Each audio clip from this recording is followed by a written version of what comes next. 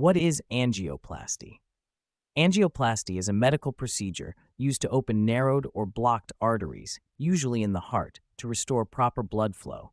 It's commonly performed to treat coronary artery disease, where plaque buildup restricts circulation and increases the risk of heart attacks.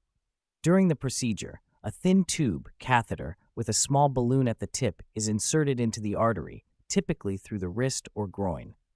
Once positioned at the blockage, the balloon is inflated to widen the artery, sometimes with a tiny mesh tube, stent, placed to keep it open. Angioplasty is a minimally invasive procedure that can quickly relieve chest pain, improve blood flow, and reduce the risk of heart complications.